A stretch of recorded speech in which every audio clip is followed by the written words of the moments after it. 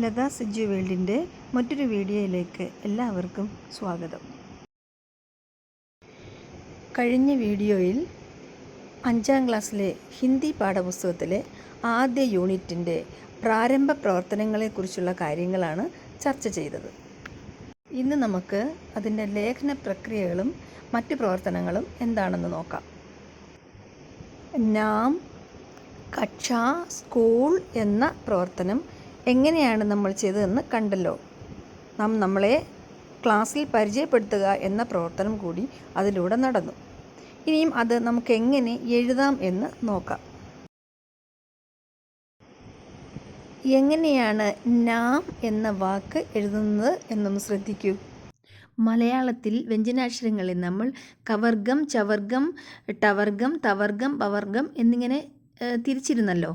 ഇതേപോലെ തന്നെ ഹിന്ദി വ്യഞ്ജനാക്ഷരങ്ങളെ നമുക്ക് തരംതിരിക്കാവുന്നതാണ്. അതിലൂടെ നമുക്ക് അക്ഷരങ്ങൾ വളരെ പെട്ടെന്ന് മനസ്സിലാക്കാൻ സാധിക്കും. ഇവിടെ തവർഗത്തിലെ ന എന്ന അക്ഷരം എഴുതി അതിനോടൊപ്പം ആ എന്ന ചിഹ്നവും പവർഗത്തിലെ മാ എന്ന അക്ഷരവും കൂട്ടിച്ചേർത്ത് വരുമ്പോൾ നാം എന്ന വാക്ക് ഉണ്ടാവുന്നു. ഇങ്ങനെ ചെറിയ ചെറിയ വാക്കുകൾ എഴുതി നമ്മൾ വാചകങ്ങളിലേക്ക് പ്രവേശിക്കുന്നു.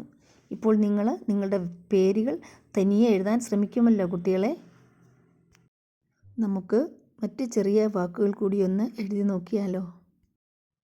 സ്വരാക്ഷരങ്ങളും വ്യഞ്ജനാക്ഷരങ്ങളും ചിഹ്നങ്ങളും ചേർത്താണ് ഈ വാക്കുകളെല്ലാം എഴുതുന്നത്. ഭാഷാ പഠനത്തിന് ഇവയ്ക്കുള്ള സ്ഥാനം ഇതിലൂടെ മനസ്സിലായി കാണുമല്ലോ. ലേഖന പ്രക്രിയ മനസ്സിലായി കഴിഞ്ഞാൽ നമുക്ക് 1ാമത്തെ യൂണിറ്റിലേക്ക് പ്രവേശിക്കാവുന്നതാണ്.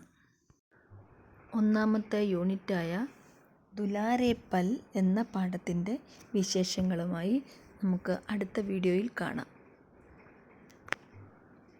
ഈ വീഡിയോ ഇഷ്ടപ്പെട്ടാൽ ലൈക്ക് ചെയ്യുക, ഷെയർ ചെയ്യുക, സബ്സ്ക്രൈബ് ചെയ്യുക. നന്ദി.